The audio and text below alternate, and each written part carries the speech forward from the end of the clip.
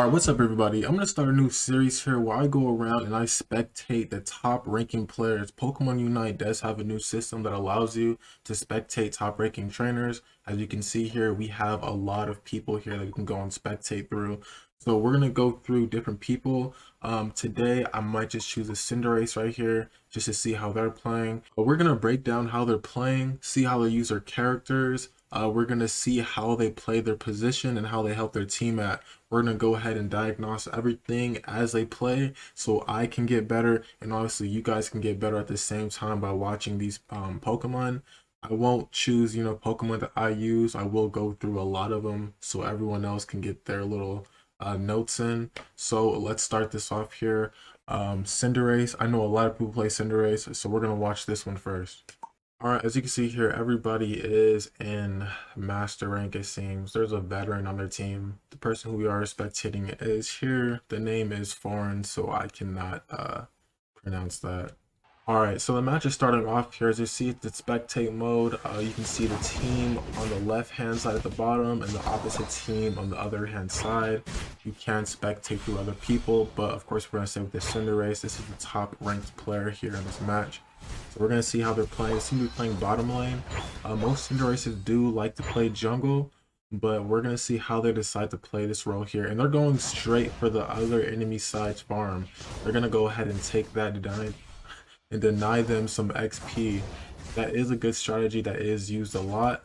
I wish I could see the items here that they were using. It would kind of help break down what's really going on here. I can see here that they're focusing on farming a lot right now. They're playing really passive. They seem to be a little more aggressive towards the beginning. They don't really move past the mid-line mark here of this lane, so very passive. Looks like there's a gank coming in here from Talonflame. Talonflame is used a lot now, I see, especially as a jungler. Alright, looks like they're just fighting here for the farm, and they are going to push up on the team a little bit. They're getting a little aggressive, and they're going to push back. Yeah, they're playing really passive here. Even top lane, if you haven't noticed, they're playing really passive also. I believe that's probably just how the top players like to play. I myself am very aggressive, but I still have a lot to learn, so this is why I'm here. It looks like Snorlax goes down. He got caught up in the CC there. We're gonna get some points off onto this node here. Spectating these games, I honestly don't know if they're gonna win or lose or not, but it does help us get information either way if they do lose or they win, because it is gonna help us understand how they're playing, what they lost, and what we can do to avoid, taking further losses the same way. 29 points he's holding on to. Let's see what's going on here. There's gonna be a team fight definitely going on right now. Venusaur's a little out of the way. They are playing a little passive. Snorlax is pushing in there, trying to get the bees. And it seems like they're going to start pushing up. Alright, everybody does seem to be evenly leveled here. Talonflame did have a little more farm obviously going on. He is the jungler, getting more XP. I'm not really sure why he decided to come over here and farm when his team is at the bottom. That did look like a mistake here for sure. Yeah, I'm not really sure why they decided to do that. They pushed up to the top, trying to go to the farm, but the whole other team was right there at the bottom. So, a team fight didn't initiate yet, and now there is a team fight and they're empty-handed. Well, they're down one person, so that was definitely a slip up on their end right there. That cost them a lot for bottom lane. But it looks like they're holding on to bottom lane. It doesn't look like they're getting the goals off, so that is good also. Alright, Cinderace level 7 now. Ready to do some good damage. Team fight. And yeah, they're definitely under leveled. I didn't pay attention, but most likely the other team did get the Dreadnought, and that definitely gave them the level boost here. So there's a lot of slip-ups coming up from this game here. This is top-ranked gameplay, and even the top players, they make mistakes also. And as you can see here, the other team is actually dominating them right now. As you can see, it is 0 to 86 only, but for a top-ranked match, that's a pretty big, score difference. It's probably going to be a little hard for them to come back. The Greninja hasn't even, evolved yet. It's level 6.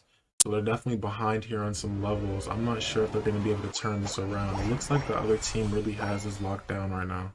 But as you do know how Pokemon Unite works, Zapdos is almost everything. So a good Zapdos still could definitely cost them this game if the other team slips up. So we'll see what happens here. All right, they're pulling up on Garchomp here. Looks like they're going to get a little bit aggressive. Slowbro's pulling up, so they're starting to pull back. Greninja is over here fighting. The other Greninja, Cinderace is jumping in. This looks like a bad situation because Snorlax can't really handle it, and it's bad. He's going down. Snorlax is on the run, and they back up. They're gonna go straight for Dreadnought. They're most likely gonna get this Dreadnought here. Honestly, this looks like a bad game right now for the top ranked player, because once they get this Dreadnought, that's gonna be another level. All they have to do at this point is just defend Zapdos. They don't even have to go for it. But we'll see how this pans out here. You know, these games can always turn around. Another team fight here. They're sticking together, playing really passive. No one's really making a big push. Alright, he's getting pushed here by Greninja. He's by himself and he's under leveled. He definitely has to get over here to his node and try to heal up. Looks like he's safe. But he definitely has to get some levels here. He's a little under leveled, 2 levels under. It shouldn't be that hard to get a level or 2 though right now. Maybe before Zapdos comes up.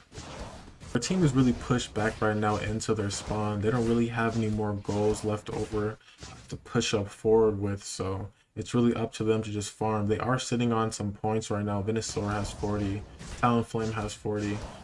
Their team is also sitting on 50 for Garchomp, 50 for Zeora. And it looks like their team is really on lock right now. They must have a lot of communication going on, it seems, from the other team. They're trying to get any goal in that they can right now. And honestly, this is still an even game. This game can go to anyone because as soon as Zapdos comes up, those points are going to be the ones that really determine everything.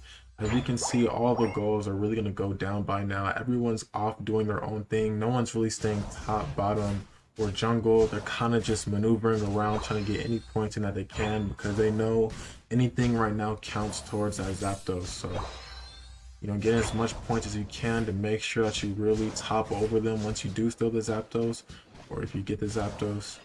But we're going to see what happens here. Looks like Cinderace is caught up. And he's going to start putting some damage in on Zapdos very quickly here because there isn't a lot of time left. There is 1 minute and 48 seconds. This clock is ticking down quick, but we know Cinderace can solo Zapdos.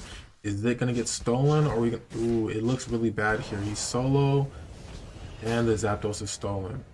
I wouldn't be surprised if there was a surrender right here because this is definitely game. I don't see any way they're going to come back from this now. They're definitely down on points, and you can see the issue here was that the team did not push for the Zapdos. There was no communication throughout the whole match. They got the Dreadnought stolen every time. No one focused on that. It's clearly just a lack of communication here. Top ranked players, you need to have communication. This is clearly solo queue. The other team was just a little more on timing than the other team was, and it really just shows out, all they can really do now is nothing.